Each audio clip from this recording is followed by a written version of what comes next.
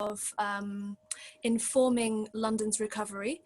So this is the work of the London Recovery Board, which is led by the Mayor of London and Councillor Peter John. So how this is going to work is I'm just going to lay out some basic ground rules, and then we're going to talk a little bit about EVR, what we do, who we are, and then we're just going to launch straight into it. As well as that, when you speak for the first time, please do say your name and the organisation that you're representing. Okay, so in terms of the ground rules, so this is a respectful space, this is a safe space, so please refrain from using hate speech. We do not tolerate bullying, and we will eject people if they partake in that. As I mentioned, the event will be recorded. So if at any stage you want to you want to say something and for it not to be on the record, please let Mariko or Jacqueline know, either privately or to everyone, and then we can turn off for that for the time that you're speaking. Please respect confidentiality and anonymity. So obviously, in terms of who EVR are and like the general kind of discussions, you can share that, but in terms of more personal stories, please refrain from that. And yes, feel free to leave and come back at any time. And furthermore, just in terms of housekeeping, everyone should please be on mute. If you want to speak, please raise your hand and we'll call on you to speak. We may have to cut you off if you talk too long as well. And yes, if you need anything repeating or you want us to slow down and explain again, then please let Mariko or Jacqueline know, and they can let me know because I can't see the group chat from here. And just the final thing is that we want to hear from all of you. Like, we're really happy to have such a turnout. So if you don't feel like you want to speak, please do feel free to say something in the group chat or drop us an email afterwards. But we really do want to hear from each and every one of you. So thank you. So just to explain a little bit about End the Virus of Racism. So we are a campaign group, a mutual aid group that formed in May. So we are a Pan-East and Southeast Asian intergenerational group of anti-racist activists from different backgrounds. So I'm a student and Mariko is a researcher and Jacqueline works in law and media.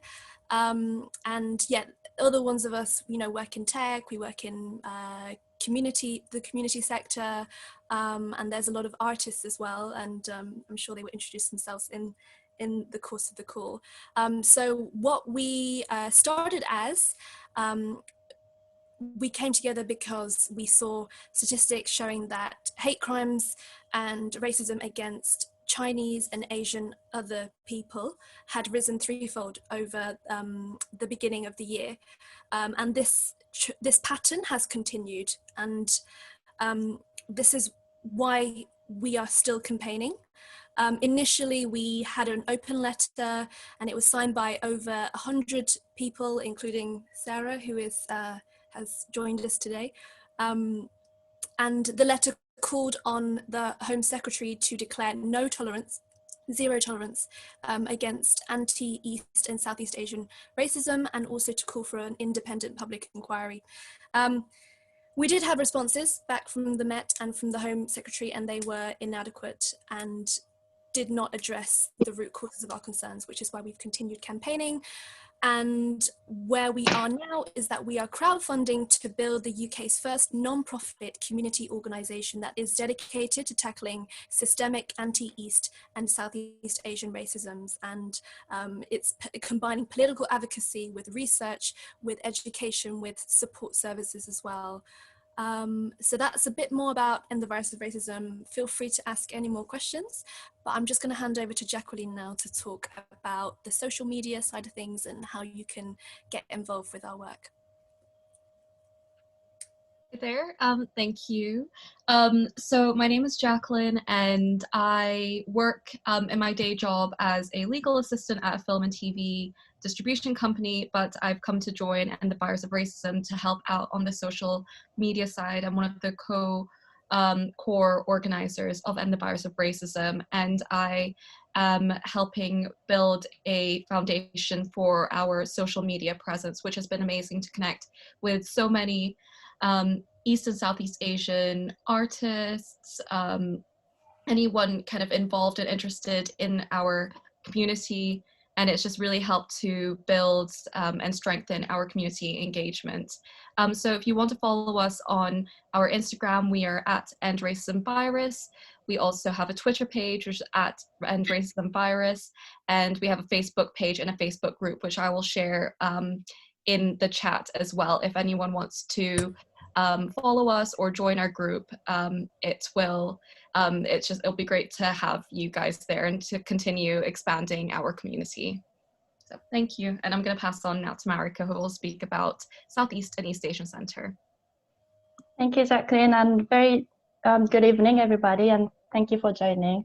My name is Mariko, and I am a migrant rights advocate, and I do community-based research work on migration and human rights, but also I am one of the directors at Southeast and East Asian Center, which is a quite still new organization, officially registered in January this year, just before this pandemic and outbreak.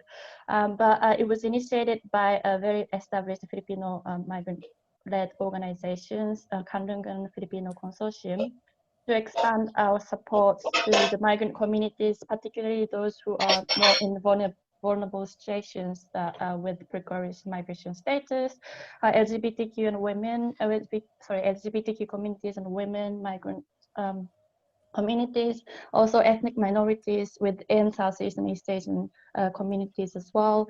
But since End the Virus of Racism group came together, this is the issues that affect all of us, including the migrant communities. So we have been organizational partner with EVR, and it's been great to work together to co-host or in partnership to hold this event as well. So thank you very much for everyone coming, and yeah, I'll pass back on to how you. Thank you so much, both of you. Just to say as well that we are supporting the campaign BeSeen, BESEA.N, and we have representatives from BeSeen as well on this call, so when they speak they should introduce the campaign. And this is a really exciting new initiative rolling out, which aims to tackle combat and create counter narratives against the extremely negative media representation of East and Southeast Asians over the course of the pandemic. So as Daniel has said before, this is about the only time that you will see East and Southeast Asians overrepresented in the media, because there is such a serious lack of representation, and it is to stigmatize us during as coronavirus carriers, and as as subhuman, and calling to mind yellow peril tropes and other xenophobic discourses such as that. So this is a really important campaign that we're pleased to be working with. And you'll get to find out more about that over the course of the call as well. And just to say, obviously, as an anti-racist campaign group, we will also be asking about your experiences of hate crime and racism. And we want to do this in order to be able to better inform our insights as an organisation and our advocacy work, and so that we can build support services that are properly relevant. Yeah, it's going to be a really free-flowing discussion. And you're welcome to bring those experiences into it, and that would be very welcome. Okay, so that brings us to the end of the introduction. Are there any questions?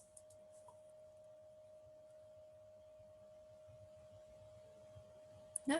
Okay, so let's go ahead. Right, so The London Recovery Community Conversations. So the theme we're going to be focusing on today is a strong civil society. So over the course of the pandemic, there's been a lot of mutual aid groups that have been founded or have seen their mission strengthened. So EVR are one of them. And we're seeing all the more necessary is the need to build alliances and the need to partnership build and to support each other.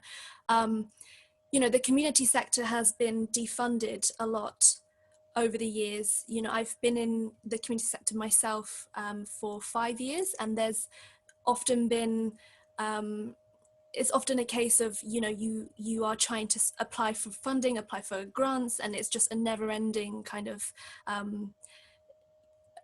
never-ending process of trying to survive, and at the same time you're trying to support some of the most marginalized, vulnerable people in our society, whether they are domestic workers or frontline health and social care workers or catering workers or artists or freelancers. So yes, the whole mission of the London Recovery is to try to build a better, greener, more democratic direction for London after it's been so ravaged by COVID-19.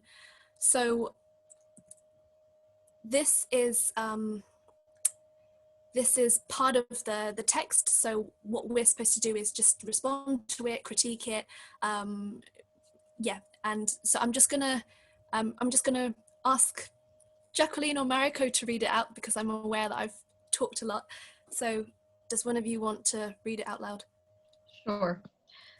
So we have Mission 5, a strong civil society.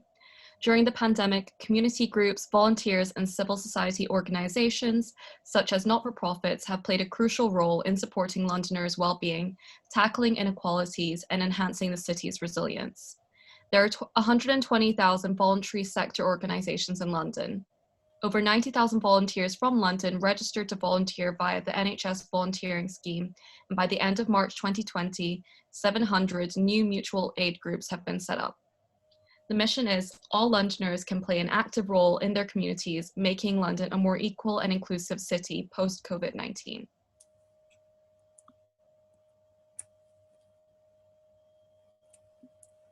We'll need to work together so that all communities, particularly the most disadvantaged with the greatest health inequalities, can access support and services. London civil society is strong and resilient to future shocks. Public service partnerships proactively include the voice of all Londoners in future planning. Areas of focus might include increased opportunities for Londoners to build social connections, increase in funding for community-led activity, focus on services by and for communities facing the greatest health inequalities. Thank you, Jacqueline. So yeah, just to recap the whole mission, and just to introduce some of the core questions. So it's just, what do you think of this mission? What does it mean to you personally, and what does it mean to your community? Is there anything critical to London's recovery that's missing from this mission? So yesterday at the work and employment session, we identified that the mission talked about how the pandemic and how Brexit has affected London's communities, but it made no mention of immigration policies, and that was a huge gap in the mission. So things like that.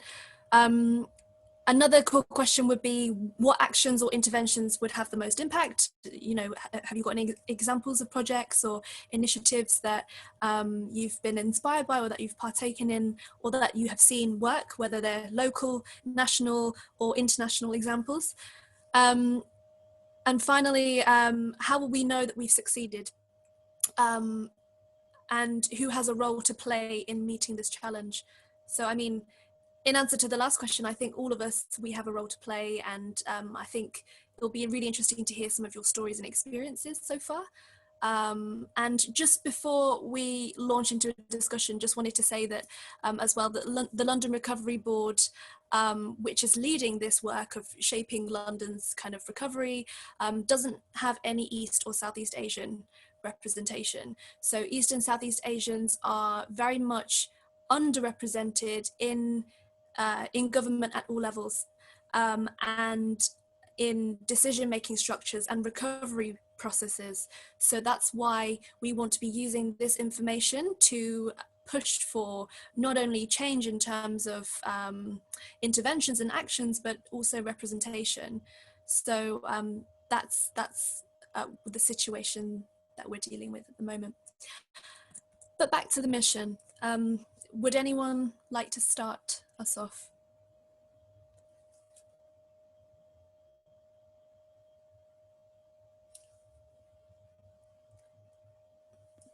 Amanda, would you like to start?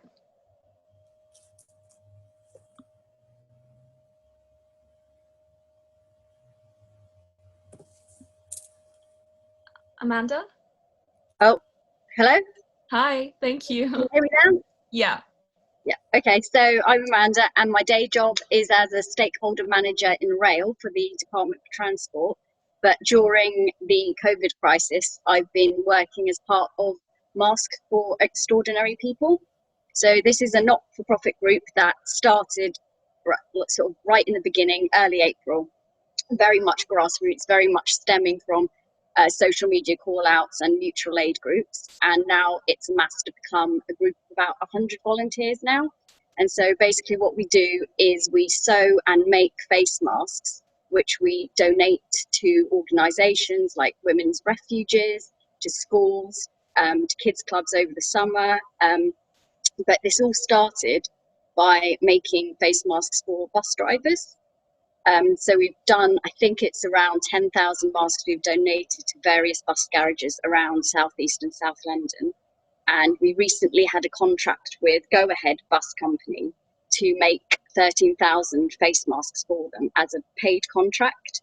And we're hoping from this to get a bit more work as well, because we found that quite a few young people have fallen through the cracks of the funding system. And this was a way to get them some money by doing something that they, that was creative and it didn't have too much pressure, so they could do other things around that as well. And we just found it a really good way to involve the community. And so you didn't have to be able to sew to be part of the group. There's so many different jobs like cutting the fabric, delivering the face masks and things like that.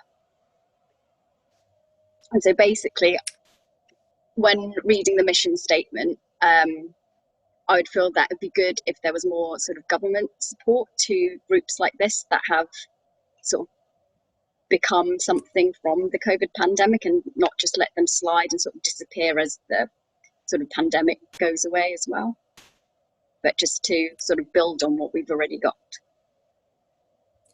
So a question for you, Amanda, and it's amazing to hear what you've been doing with your organisation. How would you adapt your campaign purpose as we transition out of the lockdown? Would there be any are there any kind of different or additional connections that you found that you might kind of want to explore further? And also, what kind of support do you think the government could facilitate? So, for example, the lady that started Masks for Extraordinary People, she works as a designer for Atom Designs based in New Cross, and so she's looking at trying to get funding to employ some of the volunteers as part of her company and sort of introduce them to creative design and things like that, so to branch out further and maybe in sort of textiles and things like that, sort of involve the community and involve sort of volunteers and employ them in some way, even if it's not for very much money, but just something to help get through, and then from there expand out into sort of projects. And so they just like a little bit sort of more coverage. People like to have more awareness that they exist. So, for example, maybe when it's not so social distanced, have like an open day and people can come to the studio, see what work they're doing and see how they might want to be involved as well. Thank you. Thank you. Sarah, would you like to speak next? Thank you, and thank you for inviting me, and thank you for putting this session on. It's absolutely fantastic. I wanted to talk a little bit about this Mission 5, which I think is fantastic on the face of it, and I think we really need to have something in there about celebrating the successes that we've had and some of the things that we've already heard about, and particularly the involvement in the voluntary sector and the community groups from our diverse members of our community. But also not to fall into the trap, I think, of where we are seeing volunteers and community groups being the last backstop, where actually the government and the state should actually be providing those services, and community groups and volunteers should be looking into the next thing. I mean, in Luton, for example, and this is outside of London, but in Luton, we had Gurdwaras, we had churches and mosques providing food for people so that they didn't starve. Now, ultimately, I feel that that's the responsibility of any state and any government. So as much as I really agree with Mission 5, that we all have a role to play within our communities and our societies, that we do not let the government off the hook when it comes to providing the very basics for our communities that we live in, and also for companies as well, to make sure that their staff members are safe. Thank you so much for that, Sarah, and thank you also for being such a strong champion of our campaign, and not only our campaign, but Eastern, Southeast Asian community causes in general. We really, we need intervention from Parliament and from government. So thank you for bringing that. I'm not going to. Yeah, all of what you said is great. So I'm just going to ask you to expand in terms of specifically what you might be thinking of in terms of are there any policy changes or bills or groups that people here can get involved with? Just asking for fleshing out kind of what you were saying. I think it is about saying that. So you see Conservative MPs quite happily standing in front of a food bank and smiling and shaking hands with volunteers, or social distance photos with volunteers now, and they seem to think that it's a good thing. Now, of course, it is a good thing that there is that backstop, but in 2020 in this country, should we be seeing examples where people are actually starving to death? Of course we shouldn't, and it shouldn't fall onto the shoulders of volunteers to do that. Then we could be, if we weren't providing just the basics for people to survive, we could be then looking at much more broader ranging, wider ranging, much more innovative kind of approaches, rather than just focusing on the very basics that keep people alive. I think one of the best ways to do that is to continually remind MPs, councillors, and to be really lobbyists, as well as saying we're an active member of our society and we're volunteers and we're providing this role. But when people come in to your organisations to say thank you, well done, ask what it is that they are going to do to make sure that you aren't just the only person providing that service, and that the government and the state provide that service. Thank you so much. Does anyone want to respond to that, or are there other people in line? Eleanor would like to speak, I think, because she's raised her hand. Okay, can you hear me? I think I've unmuted myself. Yeah, we can hear you. Thank you. Okay, I'm glad to hear what Sarah said. I've been a campaigner for a long time, but more kind of intersectionally, and on sort of disability and feminism and BAME kind of campaigning. And I've often found myself to be the only East Asian, the only Southeast Asian, and sometimes the only non-white person there, if I can say that.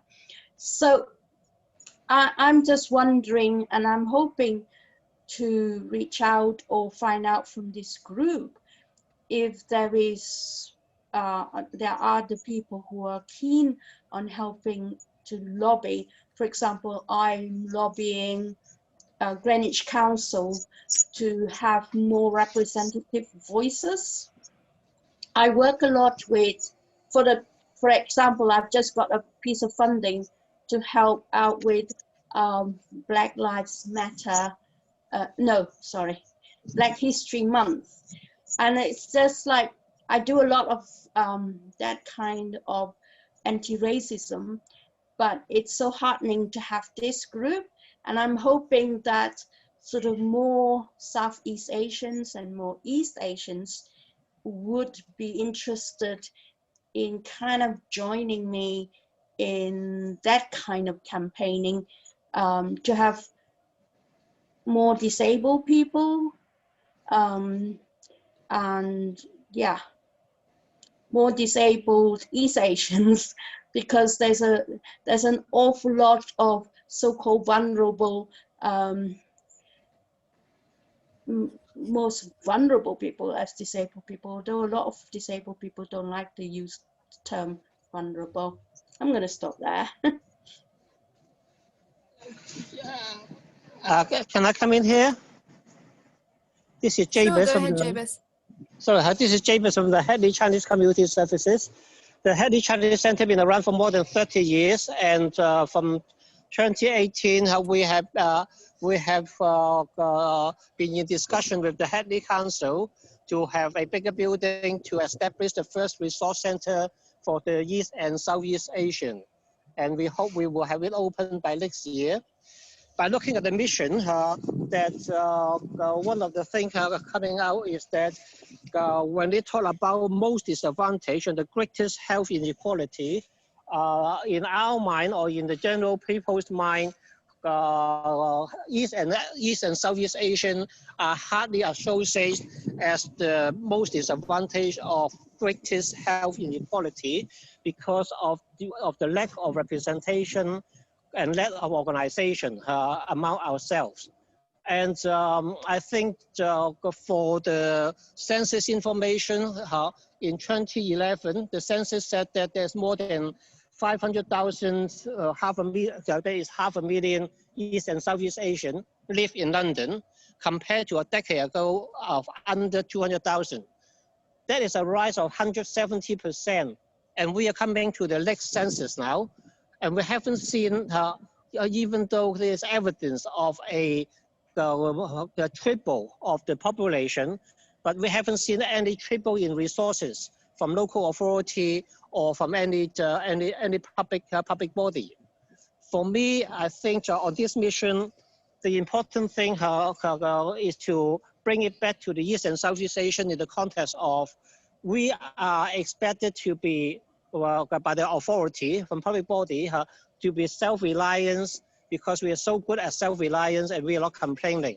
And it is about time, I think, that we need to raise our voice in making the local authority, GLA, local borough, trust fund to put resources into the East and Southeast Asian. Now our number has increased. I don't think we should fall into the trap of the number game in the past of divide ourselves into, I'm being a Chinese, so this is the number of Chinese community, or I'm being a Japanese, or being a Korean.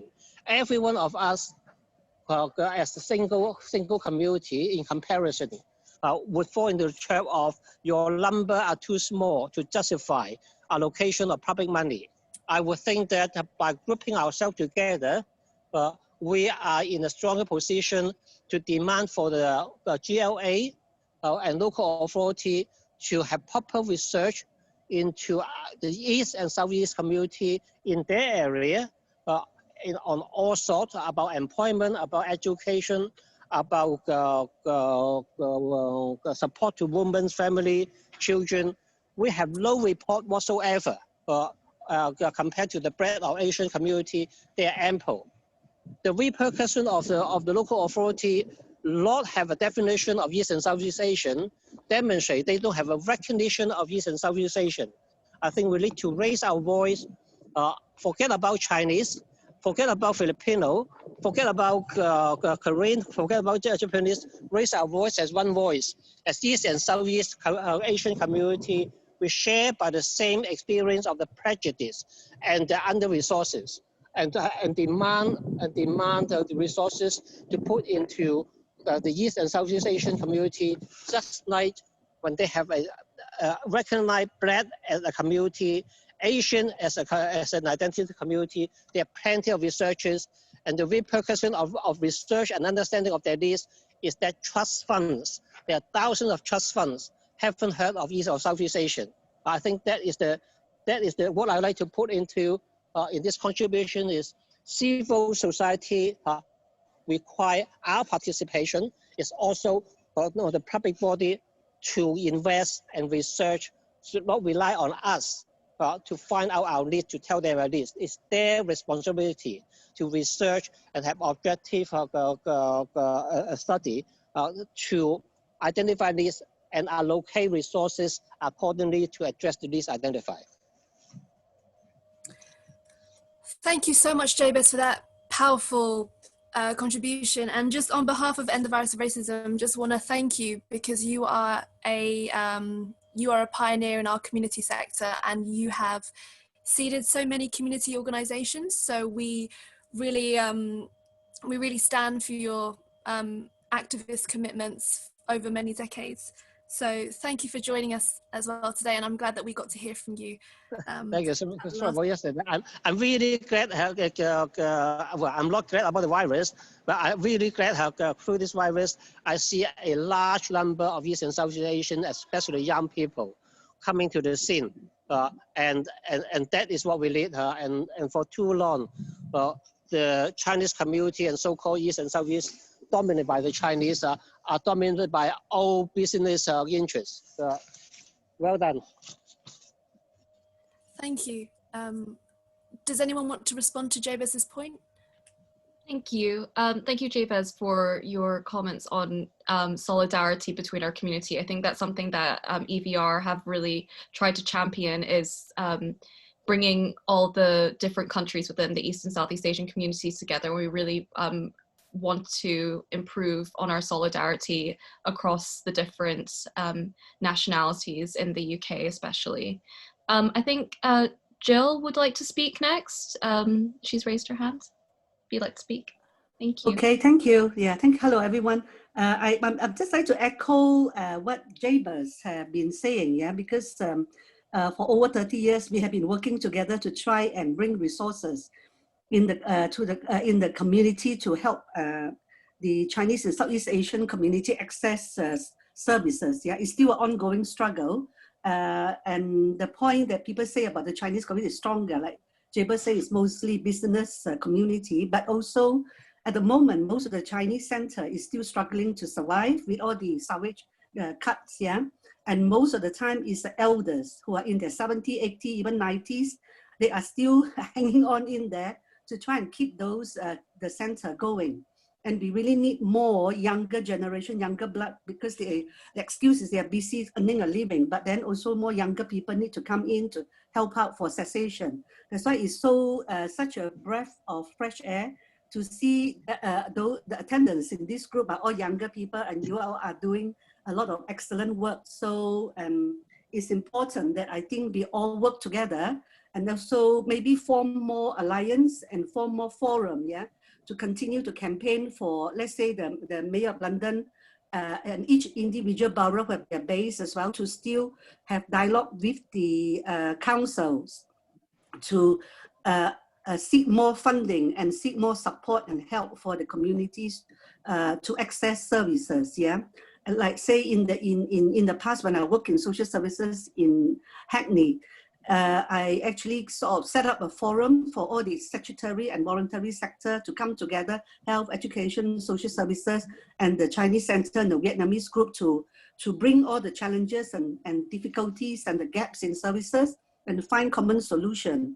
And one of the positive outcome was that then the center has got this building that they're still in, and the translation interpretation services for health, yeah, for all the East London boroughs. That time, there were a few boroughs joining together, but then after they got broken up, So I'm so pleased to see that Hackney still got the services, but in Newham, for the last 5-6 years, I'm still fighting for the local Chinese and Southeast Asian community to have the translation interpretation services, but it's still not there. It's still not a better one yet. So still a lot more work to be done. So it will be useful. I think everybody who is in this group and all the organizations, we can form some forums and alliance together. And like Jabez say, also seek more support and help, and then get the mayor of London plus all the other mayors in the different borough to really put aside some funding to help out Southeast Asian communities, yeah, with training and even training to, because I find most of the groups are struggling. Quite some of them are closed already, some Vietnamese center, Chinese center, because they can't get funding. So need help and expertise in applying for funding, and then also guide people, and then employment. And there used to be a refuge for Chinese and Southeast Asian women, isn't it? That's closed down now. So we need to campaign for more resources to set it up again, and also maybe like shelter home for the Southeast Asian communities, and residential nursing home, and the job and creation and support the children and family. So I echo Sarah's point earlier as well, because when I used to be a children's center manager under Labour government, the £1 million was spent on targeting the poorest part of the country up and down the country, and in London, to inject funding in there to really help out the children and family to have a better start. So, but then those budget been cut already as well. So more work needs to be done. And yeah, so maybe more of us need to work together and put aside all the differences. And the other thing is also older generation, we may have certain skills and knowledge and all the mistakes that we make before, or the challenges before, we could share with the younger generation. With the younger generation, we are more IT savvy. So in a way, we can support one another to really get all this cooperation going and make Southeast Asian community a more united front, and also a stronger voice that we can have together. Yeah.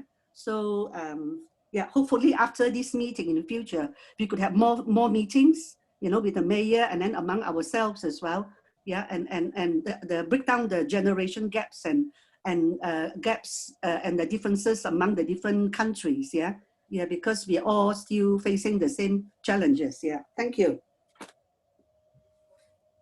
Thank you so much, Jill. I think we're going to post some more in the group chat about ways you can get involved, like in our Facebook group and stuff like that.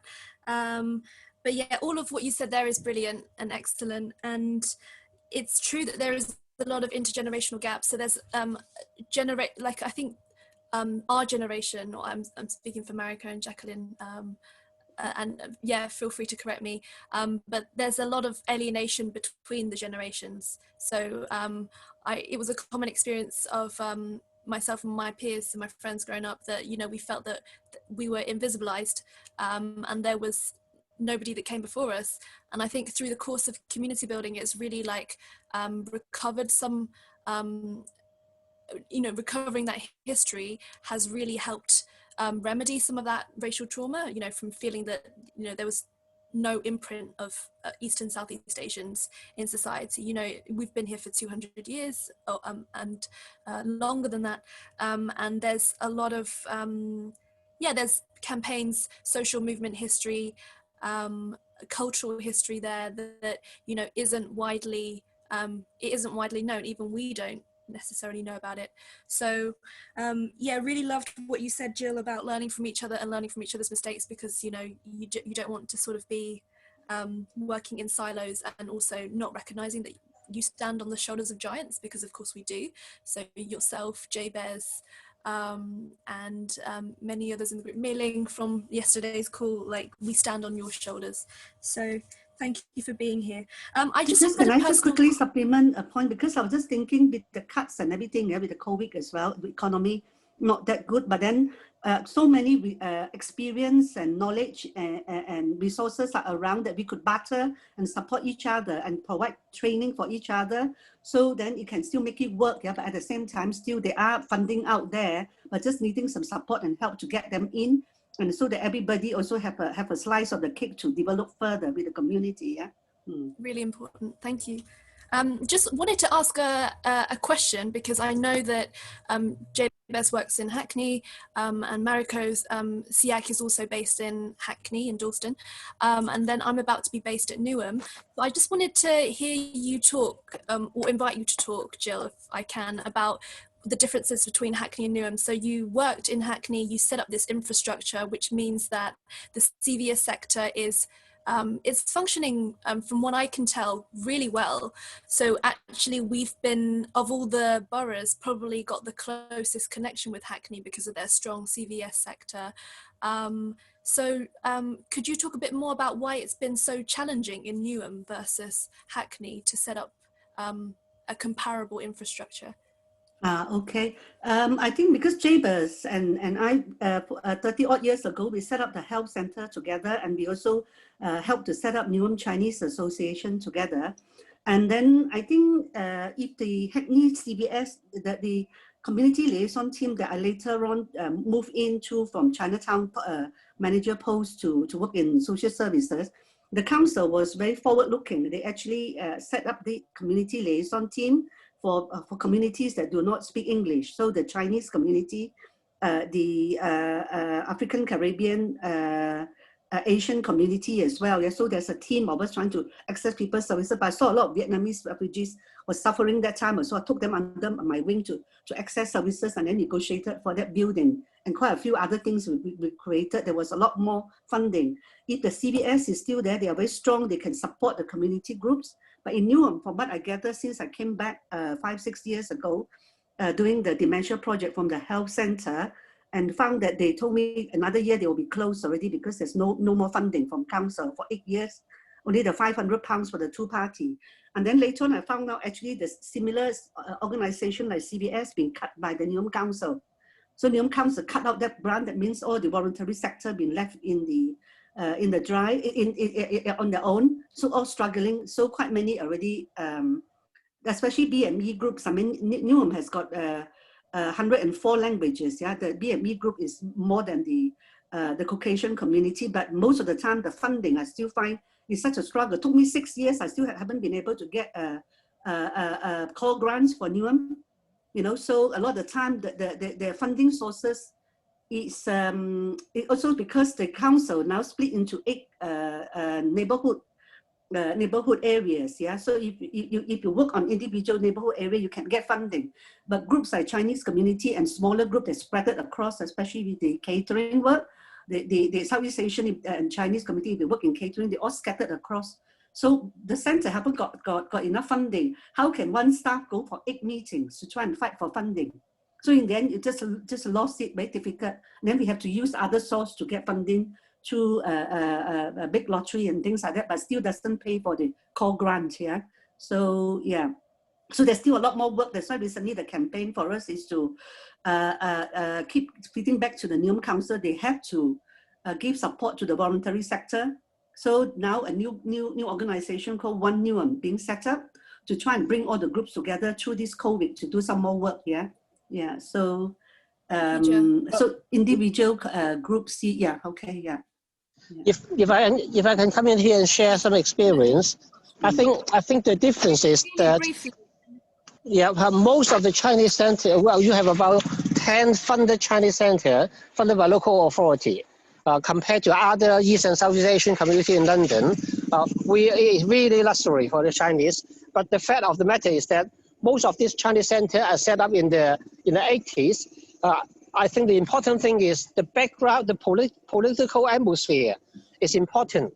In the 80s, we were under the atmosphere of multiculturalism, whereby the Chinese are benefiting from the struggle of the black communities who from the uprising of the Lockhart-Scarman report, recognizing that the ethnic minority voice have been neglected, and multiculturalism encourage minority representation, and that is why Chinese riding at the back of the black people struggle getting funding, right? But the atmosphere have changed now. Today, we are talking about what they call community cohesiveness, right? Which is one service for all. But the atmosphere has changed, and it's not because the Chinese are any better in getting funding. Rather, we just come in the right time, the right place. But the other East Asian communities came in later into these countries, so they missed that opportunity. And now, all local authority are short of money, especially after COVID. Funding from local authority is not realistic. We increasingly have looked to the trust fund, but the trust fund haven't got any knowledge, less knowledge than local authority about East and Southeast Asia. That is why I think the important thing is not about funding, but it's about getting the local authority to have research, to recognize East and Southeast Asia as a community, and to put resources into research, study, and reports to identify the needs. Then we can assess it's more realistic to get funding from the trust funds rather than local authorities. That's my view currently. And also self-generation income. This is what we hope to do in the Old Bath House when the new East and Southeast Asian Resource Center is open next year. Yeah, excellent. Also, the other thing, I think from my experience in working with... Jill? Oh, sorry. Thank Jill, you, Jill. If you could just type it in the group chat, sorry, because we've got people waiting. Okay, sorry, yeah. Thank you. Jasmine, would you like to speak, please? Thank you. Hi, everyone. Sorry, it's a bit. Hi, I'm Jasmine, and I am a musician and composer, so I don't have the wealth of knowledge that Jabez and Jill have, and that was an education right there. I guess and I'm British and Malaysian, just to give us some context. And it's amazing to hear people talk about, like you say, solidarity within the sort of wider East and Southeast Asian community. I don't really have, this is not a point, I don't have any solutions, but I was just thinking, hearing all of these points about funding, about lobbying, about campaigning, all of that just kept on, and then Jabez actually just touched on it, is this lack of education. For once, we're seeing a complete overrepresentation, as we know, in the media, and it's a largely negative one. And Sarah's been, in government trying to campaign for that to be addressed. But also, I think once, hopefully, that negative overrepresentation stops, then we need to think about how we pool our resources to improve our visibility, but also improve our control the narrative. Basically, a lot of people have no idea, there's a lot of stereotyping, especially, people can't even tell the difference. I know we say put aside our differences, but half of the people in the UK don't even know the difference between a Malaysian, a Singaporean, a Chinese person, someone from Hong Kong, a Korean, a Taiwanese. They have no idea, and they're bringing it back to. I agree with the point that Sarah made. There are a lot of things that the government should do and private sector people should help out with, and they don't, and we don't need to carry that. But one thing I think we can help with, things like Black Lives Matter, seeing such a huge visible movement, an international one, is that they've got incredible things such as education charities, like Black education projects, which work outside of the national curriculum, because honestly, this might be a bit negative, but I don't really see the government changing the national curriculum to, let's say, include much more substantial amount about any particular part of Southeast or East Asian history. But perhaps that's something we can do within the community, because with lobbying, with fundraising, and I fundraise mostly as an artist, just trying to get money for my productions, but I always find that with that comes people want to see the work that you're doing, of which I know that, people like Jabez and Jill have been doing incredible amounts. But I think perhaps where we could help as a younger generation as well with technology is that visibility, is that proof that this work is being done. Because I feel that, especially within the South and Southeast Asian, there is a silencing that is the oppression. Everything's a joke or a heavy, you're oppressed in that you're ignored. And right now we're seeing, maybe for the first time in our history, that the actual opposite of that. But I feel if we could just control that narrative and then change this into something that people are like, I didn't realize that about this culture. I didn't realize that about, because there's so much in And this is not an easy thing, I guess, because, you know, people have been fighting for, you know, being in the arts, like even on TV and films, representation is very poor. In fact, probably one of the poorest. But I feel that in terms of community groups, you know, we see that disconnect generations as well. So education for me is super important, because if you get this way, at the same time we're doing all this work here now, at the same time, if you've got education and you raise that visibility through improving knowledge about us and our culture, then that is sort of like a long-term solution and a healthy one that we can do, which will inevitably support things like, you know, funding pots, etc., etc. So I guess, I don't know, that was just my thinking on that. That's just my contribution. That's it. Thank you so much, Jasmine, and I totally agree with your points about education and just better representation of our presence within British society. I know that I was quite surprised to hear recently that young children from of our backgrounds are still suffering from bullying and abuse because of their ethnicity, and that even, you know, bringing in Asian food to school is still seen as something that's disgusting, or just people are repulsed by it. And I was quite surprised to hear that it's still like this same story is still being heard, you know, 20 years later. And I think that we definitely need to just continue to, in our campaign, to increase our representation and our presence within society. So thank you so much for that. I think we have Lou next to speak. If you would like to start talking, Lou, thank you. Yeah, it's really encouraging to hear all these voices of people who are coming together and talking about this for the first time.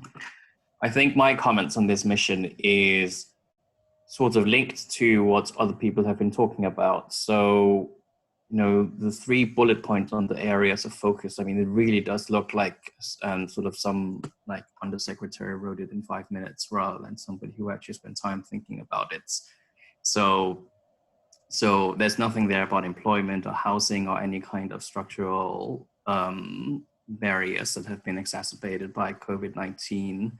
It says just build social connections. I mean, it sounds a bit like, you know, it's like a mission to do more like networking or whatever. But I think the thing that's really missing here, you know, and it's really conspicuously missing in the era of Black Lives Matter, is anything to do with promoting race relations or tackling racism or addressing issues of racism. So I think this kind of focus on social connections and health inequalities, like we have also been disadvantaged by that in the EVR as an organization in EVR, because if you're thinking about hate crime, then when you go to somebody like the London Trust, they say hate crime, it's not a health inequality. It doesn't fall under helping people build social connections, so we can't fund it. And so we get into that situation where actually tackling racism doesn't fall in under any of the missions that the London Mail prioritizes, even though it's supposed to be about building a strong civil society and holding the government to account by having an independent third sector. So what I really would say is that, you know, us East and Southeast Asians, we really need to advocate for changing this mission so that it allows for the government to support anti-racism initiatives, and not just these kind of quite politically neutral topics, like making sure people have masks or making sure that Londoners have places to meet their friends or whatever. Yeah, I'll keep it short. Thank you, Lou. Can you introduce yourself as well, please, and who you are? So my name is Lou Graham. I'm in the core organizing team of the Virus of Racism, together with Hao Yu and Jacqueline. Thank you. Thank you, Lou. I think we have Amy next, if you'd like to speak and also introduce yourself and your background. Thank you.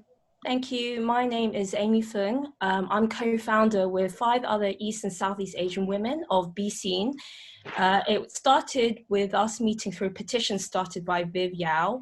The petition wanted to address the increasing use of East and Southeast Asian people in photography when reporting about COVID-19 in news media.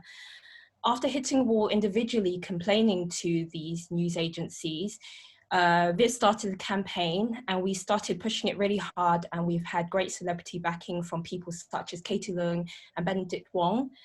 Our petition was picked up by Sarah Owen, and we'd like to take this opportunity to thank her now. Thank you so much to Sarah for bringing this up in Parliament. We'd definitely like to continue this conversation with government with Sarah's support if possible. Our campaign finally came full circle when it was featured in The Guardian as part of their feature on End the Virus of Racism. The reporter Noreen Iqbal was someone we previously emailed about it, so she was aware of our petition. And it's become very apparent to us that we've really relied on people who are either East or Southeast Asian or people of color like Noreen to really bring attention to our campaign. And it's important for us to acknowledge that it's actually people working within decision-making roles that have really helped us with this. So yeah, I think it's something to think about, is having East and Southeast Asian people being able to speak for us at those higher levels, which I think makes a big difference. We are all volunteering on this project and relying on working on it in our spare time on top of our jobs.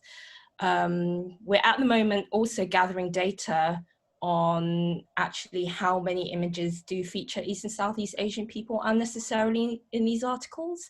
And I believe the figure of articles stands at over 100,000K. So it is a lot of work, but we do believe it's important. The petition at the moment is standing at over nearly, I think, 14,000 signatures, and we're really continuing to push it because we really want to bring attention to this issue.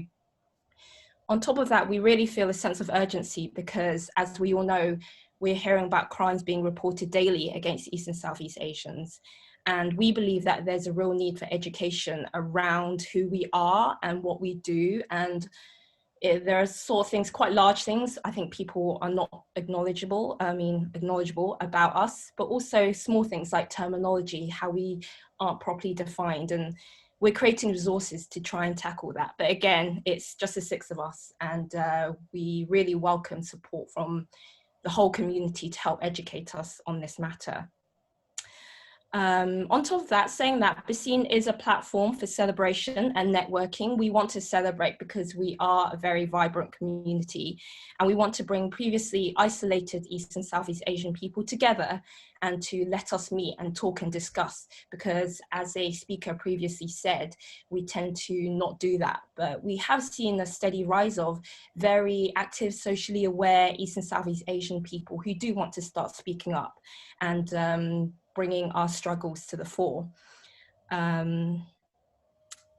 So yeah, ultimately, I just want to finish off saying that we want to not only create resources, but also I think mainly ensure that people know that we're not this one-dimensional monolithic being, and that there's a great variety to us. And that's one of the aims of BeSeen.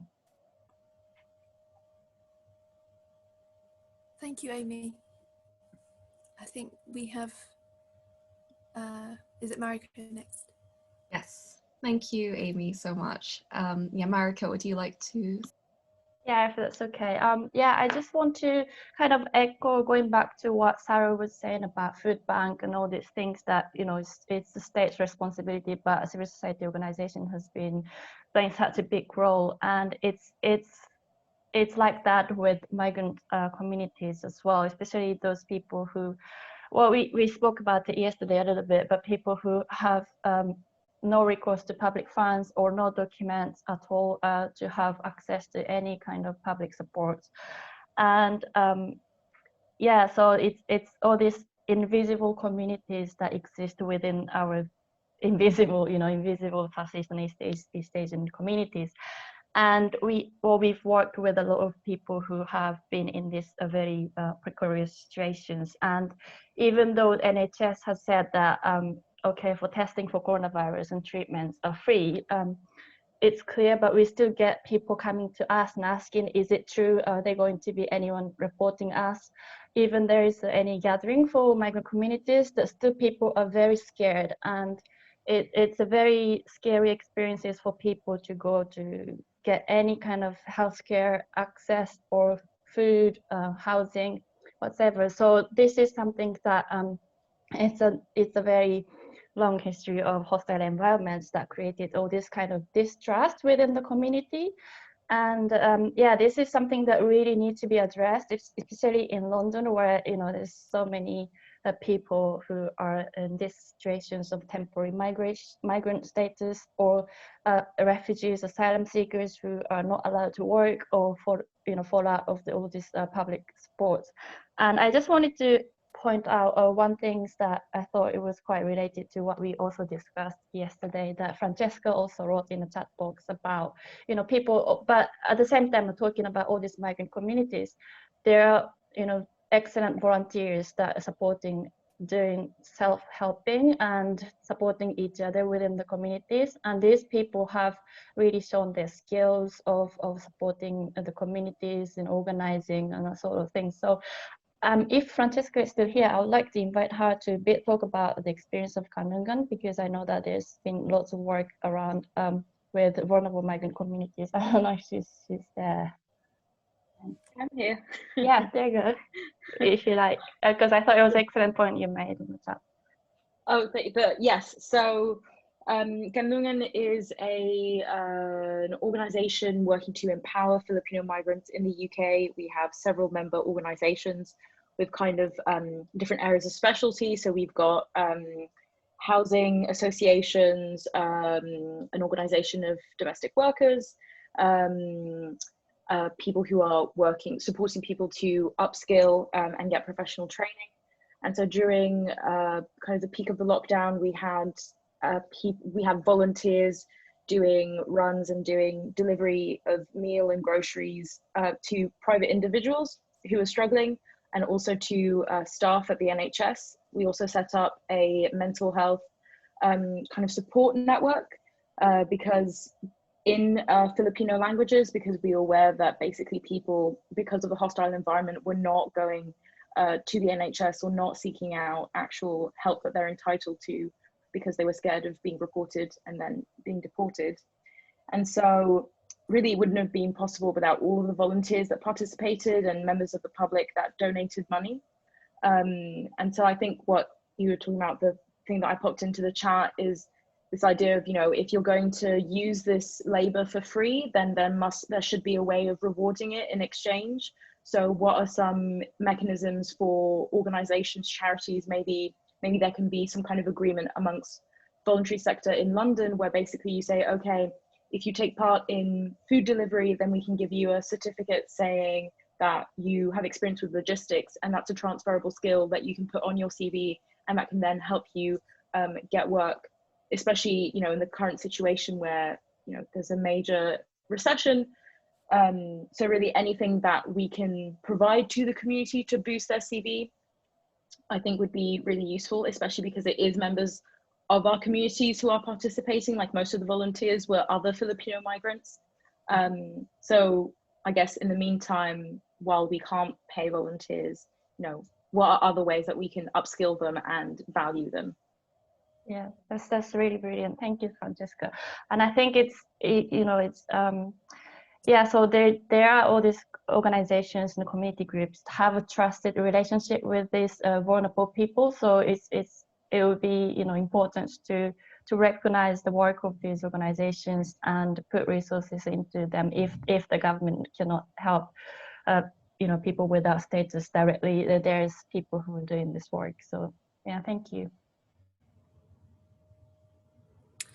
So what I'm hearing from the group in terms of this mission, especially the way that it's worded, all Londoners can play an active role in their communities. We all need to work together.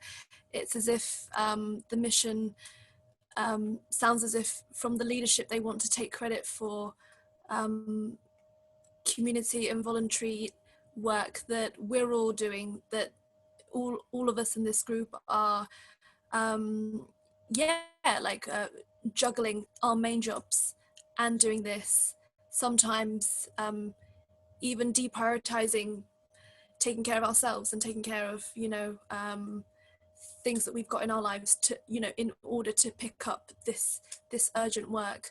So there's a sense of that this language is quite patronizing perhaps, or that it adopts that whole kind of tone of COVID is a leveler or something, and you know, we're all in it together, when as has been highlighted so clearly in our conversation, and that we all know as well, is it's not an equal playing field.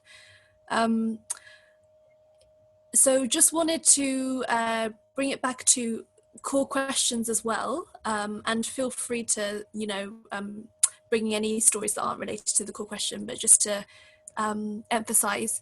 A key question is, I think, imagining kind of what a London which is successfully recovering would look like.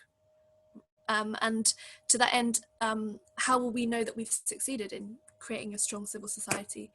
That's something that I'd like to open up to the floor. But yeah, if there's any other contributions, or maybe you want to respond to what someone else has said, or in the group chat, or ask us questions, please do put up your hand. Especially if you've not spoken, we'd love to hear from you.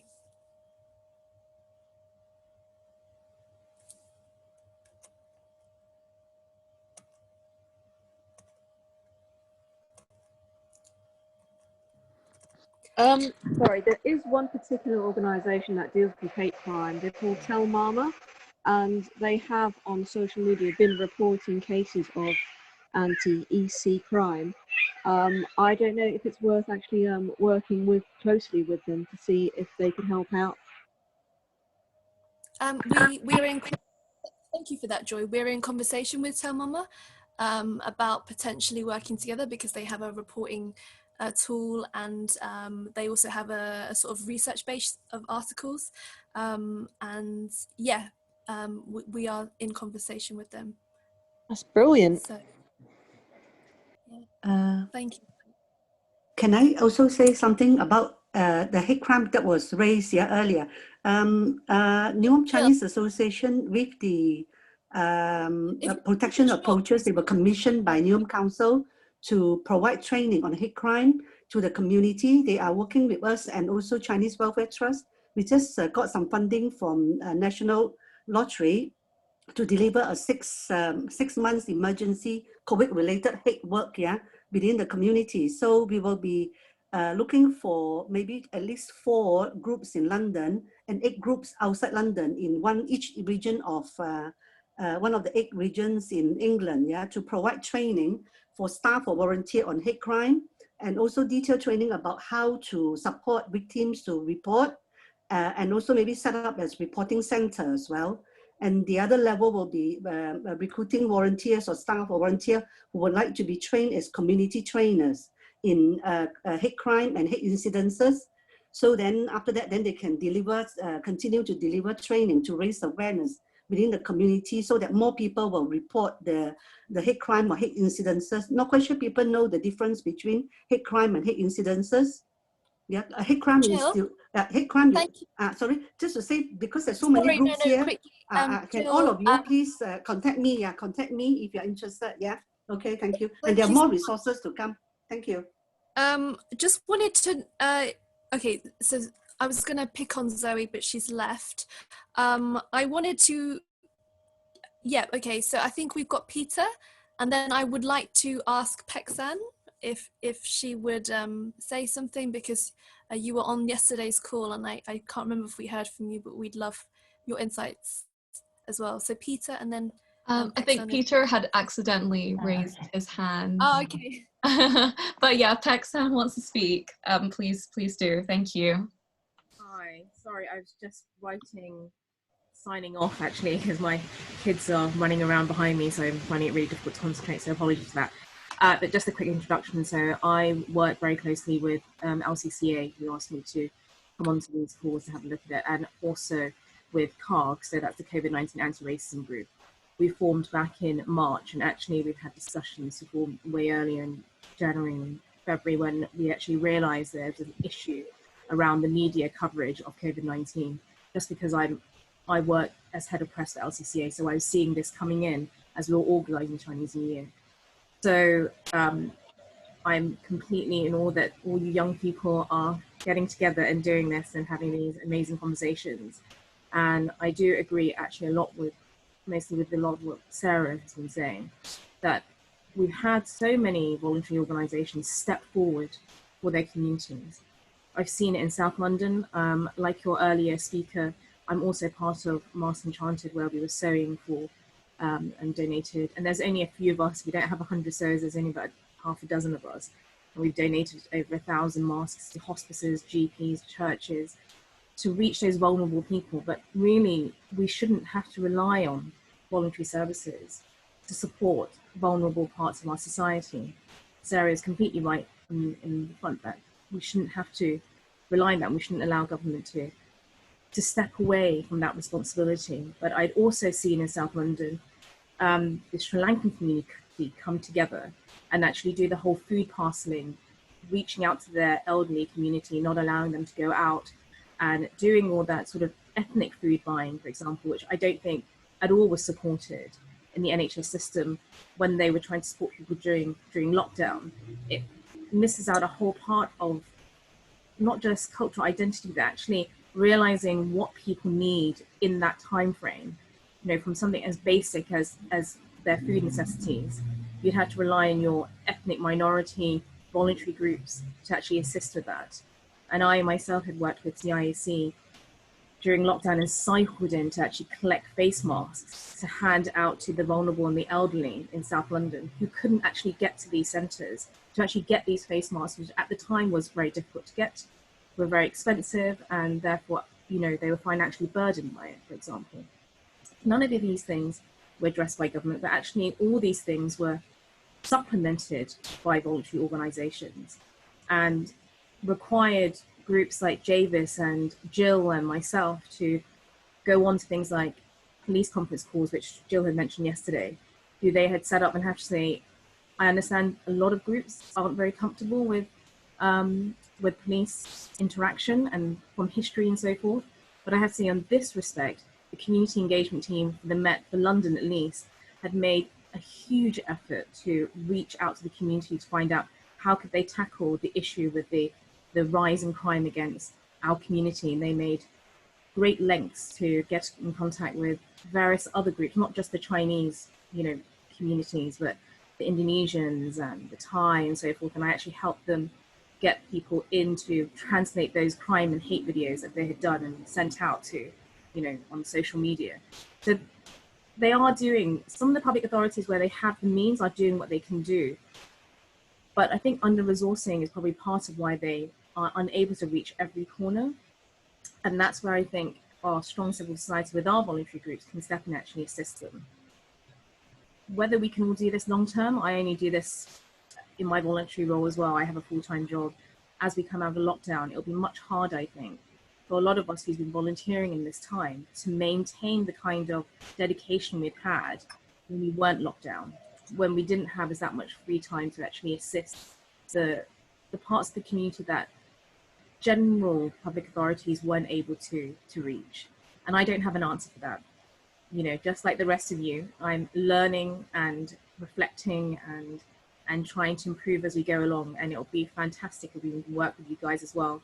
I know that CARG is full of a few more older people and you guys seem like a real young bunch, but I'm sure that between the work that you're doing in intergenerationally, we can make an impact across the country. But I have to really go now. My kids run back out again and try and play with this laptop. So it was really lovely to hear from everyone's opinions, and, you know, if you can let us know how this is going to be fed back to the mayor's office, whether you guys will have a summary sheet, you know, and that you can send around and share, and maybe people can comment, or maybe we can help you, you know, through each other's individual voluntary organizations, actually send it out and say, hey, this is where we can provide some feedback. If there's a lag time for them to actually receive it, that would be wonderful. That's a really good idea. We could put it out for comments, definitely, but do check your inboxes in the next few days, because we've got to submit it by Sunday latest. So yeah, very quick turnaround, but yes, really great contribution there. And yeah, just check your emails. And thank you for joining us. And I love to see actually women stand up and do something. This is, you know, for our generation, we're seeing more of the young, but more, you know, gender equality with women coming forward and speaking up too, which, you know, for our culture, we know that actually, maybe for my generation, was much less so than it is. Maybe it's a lot more, you know, normalized for the younger generation to stand up and speak. And actually, certainly for my generation, but I'm going to share my age, is it was harder for people to want to speak up, even if they, you know, had that opinion. Necessarily, you wouldn't find as many people to advocate as you would do now. So great work. And I'm sorry I have to rush to parenting duty. So thank you for letting me to join in this conversation. Thank you so much, Peksan. Do we have anyone else? Or I'm gonna pick on people again. So I noticed that John Mack from Islington Chinese Association is on the call. If you have any words to say. I see Kamiko from Yellow Earth. So if Kamiko wants to say something as well. And Yuan is still here, Yuan Chan, who is an amazing journalist and fellow activist. So do any of you want to jump in? I just wanted to say, sorry, I'm late and I missed yesterday, so I feel I'm catching up. But what I'm hearing is really, like, everyone's doing really important work. And I run a theatre company, so I'm here supporting you from that perspective, as it were, and hoping to bring stories to wider audiences across the country from BC artists.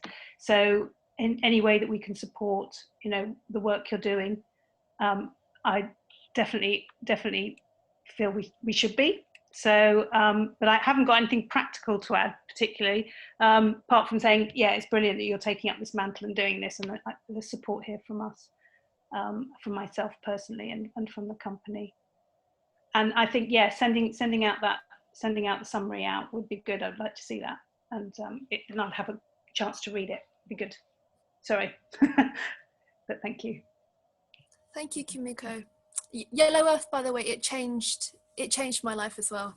The academy that you run, so it, you know, representation and being in that group.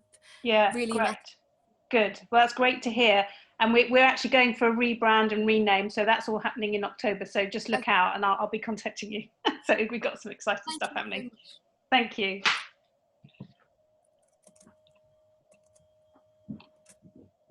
Any more for any more?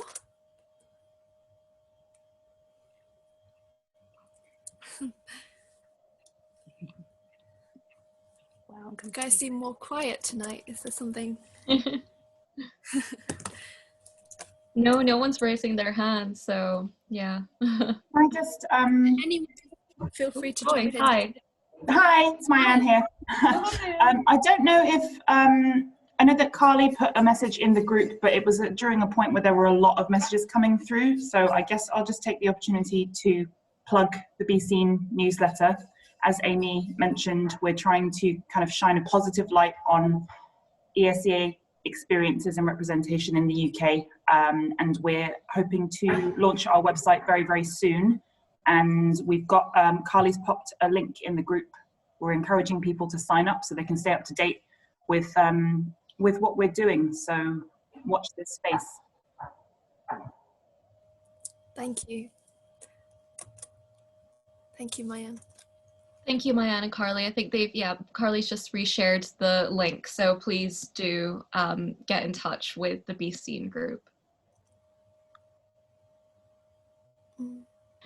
Ernest, would you like to speak, please? Thank you.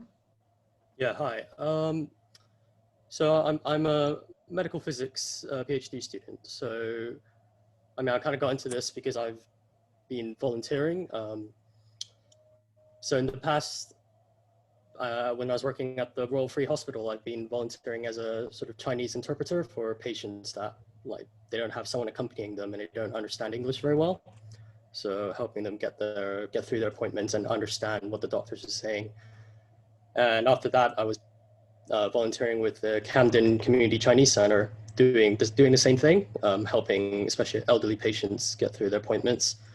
And one of the things that I found that was quite sort of difficult with volunteering is just finding them, like finding these opportunities to volunteer. Like I wouldn't have known that the Royal Free Hospital needed interpreters until I was there, and there was just like a poster or a newsletter saying if anyone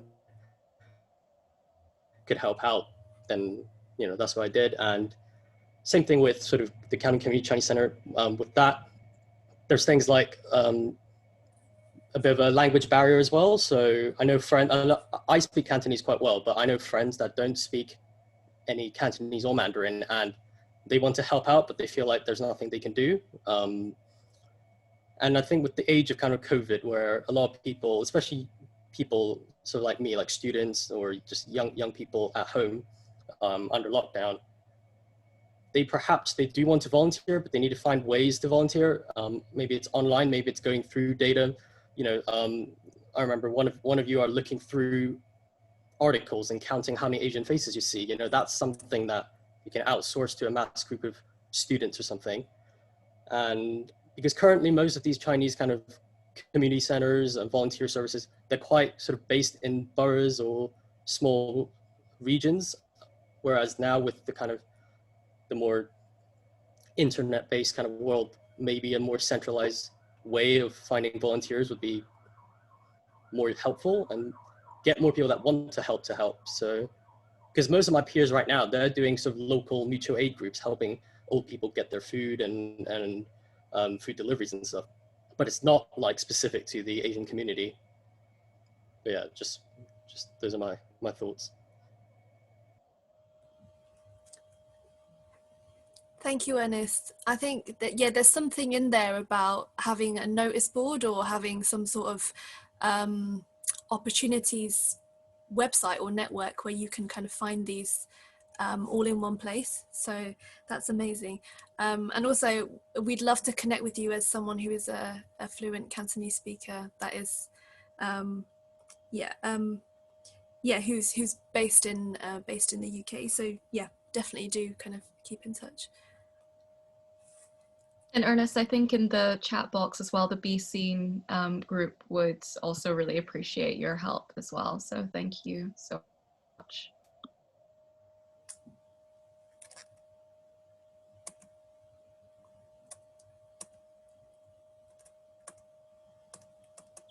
So if there are no more kind of contributions off the top of people's heads, then I guess one thing I'm just going to ask is for us to sort of go away and just reflect upon this mission. I can send out the slides to everyone, and then if anything kind of jogs or anything jolts, more thoughts or thinking, then please do email or DM us or Facebook message us, or join our Facebook group, and let's kind of keep this conversation going. But I think what is really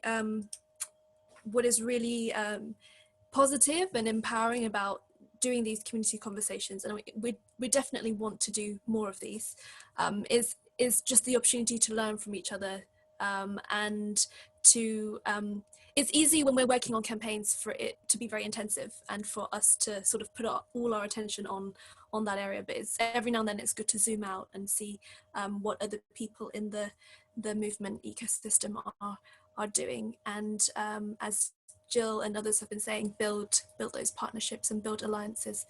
Are there any final thoughts from anyone on the?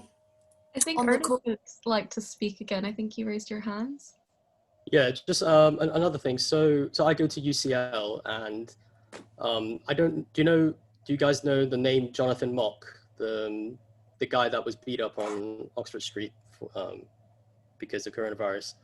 And I don't know him personally, but since that event, I emailed him. I actually had a quite nice chat with him. I think if there was any kind of case for him to maybe say a few words for any kind of, I don't know, like an article or something, I'm sure I could maybe try and contact him and see if he'd be interested.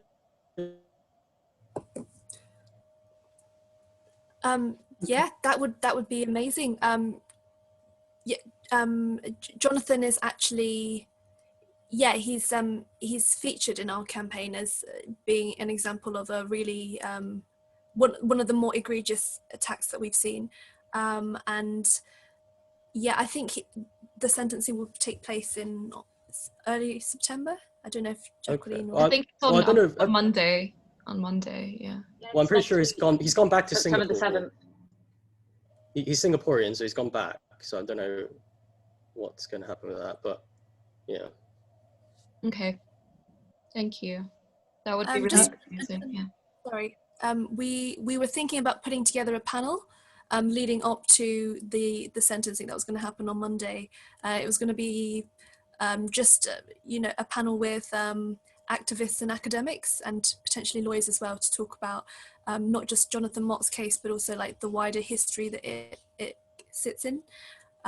So we have group members who are working on research regarding disproportionate deaths of EC people in police custody, and in terms of neglect by the police, when you see murder cases, and when you see like mass manslaughter cases, as we've seen unfortunately with Essex 39 and the Dover 2000 incident. So yeah, there's definitely more that we can talk about there afterwards. And also, I hope you don't mind me just take a few minutes, because next Tuesday meeting, we could ask the Metropolitan Police as to about his case, whether they can share any information, throw some light or not. And also, Pat earlier on also say this particular group is actually set up by the Chinese and Southeast Asian police themselves, facing institutional racism and a lot more attack on the street. And they set up this staff forum to support one another, and they bring the community groups together to work with them. So when we later on, I think the Southampton, the 4 students who were beaten up by a gang of 30 people on the street, and the police force there wasn't helping out, so they came to this group for help. So the police from this group then actually talked to the police over there to try and get some support for them as well. So in a way, sometimes we can criticize the police, but you also have the police people who they themselves are trying to do something to change the institutional racism and the practices in other part of the country, outside London or within London as well. So in a way, the community are working together with them to try and change it and bring about good practices as well. Yeah, because so in a way, it's also good to continue to have joint work together. Yeah, and also I would say there are funding out there, and the law now it is that we have to report hate crime and hate incidences to the council, so they know where all the incidences are. Like in Barking and Dagenham, they have an increase in 3-fold against Chinese, increase in 2-fold against the Southeast Asian community. So they came to Newham to ask for help to work with them to set up a group in Newham and to deliver hate crimes training. So I would urge everybody in your own borough, talk to your own hate crime team and go to those tension monitoring meetings and ask them for resources. And then also if you need help with the established group, then we can work with you to do something, yeah, for your local community. So there's no problem at all. And all those training that we have coming up, any group interested, please let us know, yeah, because we'll be sourcing at least 4 groups in London and 8 groups outside London, yeah, within England, to give those training. And there are more funding coming up as well. So any group wanting to have any ideas about where to look for funding, let me know. There are a lot out there now with COVID related, one with big lottery and other sources. So I can share those information with you. Maybe in future, if we can have another Zoom meeting, just talk about funding and how to get funding. Maybe also we can invite the funders, like the lottery people, to come and talk to us. And then if you have any ideas, you can explore your ideas with them individually as well, you know. And also if you want, I can forward the, in Newham, the one Newham, they have produced, they invited the big lotteries funder, and they did a webinar and they recorded it. And I have been sending it around to the groups within the police group that we meet there with all the community group. So I can send it to you all to circulate as well, yeah? Then you can listen to the webinar, then you know how to apply. But I don't mind to share information. But definitely I feel for all the groups, we need to have a seminar about how to apply for funding and bring in all those the various funders to come and talk to everybody, yeah?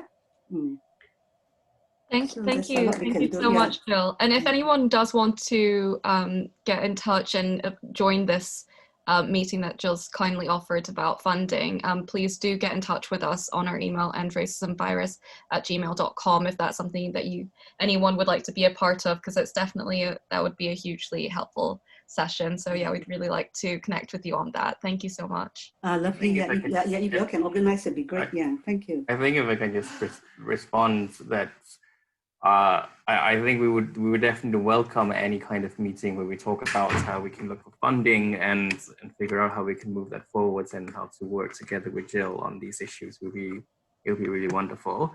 I guess our experience in the past has been applying for things like the London Community Response Fund, where or the London Trust, where people have gone back to us and said that we will only do things related to housing or employment, and because racism doesn't fall in under housing and employment for East and Southeast Asians, or it doesn't have to do with people dying of COVID-19, then it doesn't fall under our funding remit.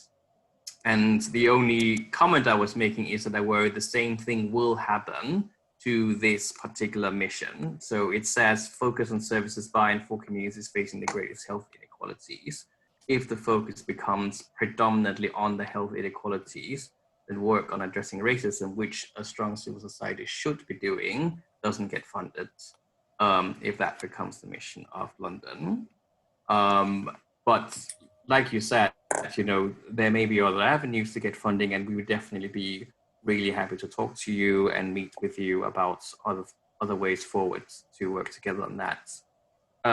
When it comes to working with the police, all I was trying to say is that, it doesn't have to be all I was trying to say is that the police alone is not going to solve the problem of racism. So I'm not saying that people should not report hate crimes to the police. I'm not saying that people should never,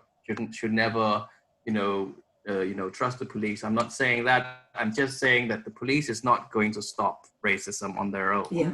So we need organizations like EVR, we need organizations like VCN and other organizations in order to actually deal with the racism itself, in addition to what government and the police and other people are doing. That's all I wanted to say. Yeah, in terms of the funding, unfortunately, I think each funders, they all have their own criteria. That's why all the groups up and down the country, sometimes we get quite annoyed because we have to do things to fit their criteria than the other way around.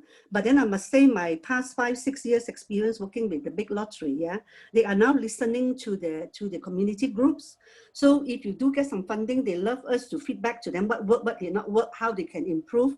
So now they are changing the way they fund as well. So maybe in another session we can share more in details about this and maybe support one another. And then also the big lottery now, there's a lot of funding now with the COVID emergency fund just for 6 months only. It's just learning how to apply for it. You can do the under £10,000 or above £10,000. So maybe when we have another meeting, I can share the experience I have for these past years working with them and how to get around the system, how to and what to do. And once you do it successfully, they will also help you to look for some other funding. Like at the moment, we've been approached by Tutor Trust because we brought in our feedback that our board members, they are elderly, they don't speak English, they need a lot of training to be board members and other bits and pieces. They actually now found a group to talk to me. Now we are working on a project about training older people to be campaigners. So they will be opening up and down the country. There'll be 15 places coming up. So once they are ready, I will let you all know, anybody who know older people who likes to be trained as campaigner or improve their campaign skill, then they can apply for that free training for 6 to 12 weeks. And I hope in future we will get some more funding specifically just for people who can't speak English. Let's say the Chinese older people, then still train them as a campaigner. They are actually in Newham. At the moment, I have got so much funding throwing at me, but we don't have the capacity because I'm so overworked, I'm burning out, my eyes is, I'm nearly becoming blind now. So that's why the funding is there. It's just more of how to make use of it and link up people. Heritage Lottery want to do a lot of projects. So I will urge all the groups and all of you, and also the artist group. Yesterday, there was a lot of artists as well. You're looking for work. I can give you lots of ideas and link you up with, partner up with agencies that know how to apply. And we also need to ask the Mayor of London to give us funding to employ professional people who can write beats, to teach all the groups to write it. And it's very important, and do all the monitoring. So, So I'm glad that everybody, the cakes is out there. We don't know how to get it. Yeah. Yeah, thank you, Jill, for that. Actually, I mean, I'm talking about SEAC because been approached as well by National Lottery saying that they've realized that they need to fund more of East and Southeast Asian communities. But the problem is that their funding is only available for organizations that constituted registered charities, registered organizations, and that in times like this, which is have to be responded, quick, and it's emergency situations that the volunteer group like EVL cannot access to that kind of funding. So this is something that maybe it would be good to bring up. If it's like emergency response, it should have a flexibility of people like group like EVR to apply for fundings and all that. So it would be good to have if there's an opportunity to have that kind of discussion. Yeah, some of the funders, they don't fund campaigns group, but if you do something else as well, you can get around it. And also for the non-charity group, there are funders as well that is funding groups that is not registered yet. But also I think sounds like will be quite useful if I talk to Refugees Council staff. In the past, I talked to him about the needs to have this sort of funding seminar. He did say one time he could help to organize one. So maybe if I approach the one that based in Stratford now, then all of us can meet up together. If you get a few more funders, get his help to get a few more funders to talk everybody through and how to get around it. Yeah. And in Newham, actually, the council referred us to one of the groups that actually got some funding to support community groups to look for funding. And he talked us through about your business plan, and you have to apply small, big, and medium. So whatever that you get to, plus your council at the moment, there are lots of different COVID emergency fund. That's why you can use it to get around their criteria. Then I can also talk to you about what you need in your community and then see how you fit into your council to get funding. Recently, I mean, I've been doing about 1 funding application, big and small, and most of them I get them, so, but it's just hard work, really hard work, yeah. But it's worth it, but can share all these resources and information with you, yeah. Okay. Well done, all of you. Doing excellent job, yeah. I mean, and the Heritage Lottery for the Jill, next 4 years, they want to fund in Newham, yeah, and also Heritage Project, so can share some ideas with you as well. If there's any way that we can support you, Jill, because you've doing 12 funding applications at once, that's a lot of work. And I mean, it's also important to, you mentioned there's sort of maybe a gap there in terms of, people needing people to kind of help with the work in Newham. So as well as kind of asking you to kind of lead on, training and this funding seminar, like, please let us know how we can help you, how we can support you to do the work better, because that's what community building is all about. And yeah, yeah, the way I coped with it recently, I resigned from Newham, but then now I'm back in just to help out with this hate crime training because the funding came through from Big Lottery. It's a fairly big one for us to cover the whole London and whole England. So I'm coming back because I have to protect my eyes not to become blind. So if your group and all the groups here can help out to maybe organize a Zoom meeting at a later stage, then maybe give me time to talk to the Refugees Council guy, and then also see whether if he can help us out to contact a few funders, yeah, to invite them from the City Bridge Trust and from the Big Lottery and the Lottery Fund, because there's also Health Lottery that I've done twice very successful, once in Islington, once in Newham, and we were one of the top 50 best performing charity out of the thousands charities that they funded up and down the country. And we were also invited by them to have afternoon tea with Simon Cowell. He was asked to donate money to award the 50 top performing charities. So once you do get it right and you get your report right, and if you do what you're supposed to do, consult the community, involve the volunteers, feedback properly, and give them all the lessons, the difficulties and challenges, they will help you out, and the funders will help you out. They will also, because one center, but once you get funding from one, if you do well, the words will get around to all the other funders because they will know you, they will have a good reputation. So it's a stronger, easier for you to get funding as well. So I have built a reputation already with them, yeah. So in a way, I can give you all the tips as to how to go about and then to prepare once you get the funding, how to prepare. The £10,000 for Big Lottery is quite easy to to get. That one is an easy one. I can share that with all of you. You can try out that one. If you want more than 10,000, I'm still learning about it as well. But best to partner up with some agency that know how to do it. That's why this time our partnership with the 3, because the protection approaches know how to apply. So then they got the 70,000, yeah, for the whole country, for the whole England. But it's to split among all the groups that we're going to do all the training, yeah. So I think the partnership work now is what they are going for now, yeah. And I can introduce you all to, they say Eastside, they help us out to get the 65,000 for 2 years for oral history project. And a lot of all these heritage thing, that the different groups have so many stories to tell, yeah, and maybe either through food or your culture or lion dance or anything. Lots of ideas I have can explore with you about, talking to you about what your community is doing and what are the needs. Then I can give you some pointers as well. And yeah, no problem. And we can use it to train the volunteers. Like at the moment, the Newham Oral History Project, we recorded 20 people, so elders history and the contribution and struggle in UK. And then we're going to do exhibition. We're going to do in 4 schools, 4 libraries. Even the Royal Dogs team, you know, is a privilege. In Crystal, they invited us to exhibit there. And then we're going to do 4 walking tours, produce a book. And then also we're going to do loads of heritage activities. So we will need loads of volunteers. We've been training old and young to help us out. And the younger one from the colleges, they help us out to do recording. And the older one also learn how to do transcribing, translating. The young one also the same thing. So give people a skill for the future, yeah.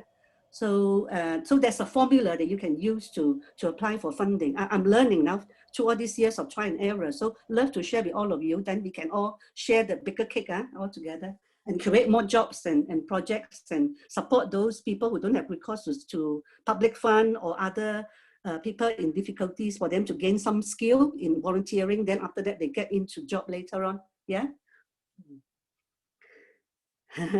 Sorry, I'm sort of hogging the space. No. But I got so much to give you before I kick Thank the you bucket, so just in much. I mean, case, we're absolutely thrilled to have someone with such expertise and knowledge like you who's offering so much support. I mean, we definitely would just love to keep talking to you about all of this. I think this is it's just so amazing that you're here and you're sharing all of this knowledge and connections with us, and that you want to support us. So I think we feel really, really honored, especially with the amount of energy that you have just to share with us. I think that's something we all really appreciate. I've just we are running behind, well, over time, but I just wanted to share that Joy has created a petition to include East and Southeast Asian communities to be included in equality and diversity forums. So she shared that in the chat. So if we could all, if you want to sign it, please do sign it and share that as well. So thank you so much. Thank you, everyone. And do check your email inboxes and stay in touch. It'll not be the last time that we have a conversation like this. Thank you. Thank you so much. Everyone. Bye. Thank you so much. So nice seeing you all. Keep doing the amazing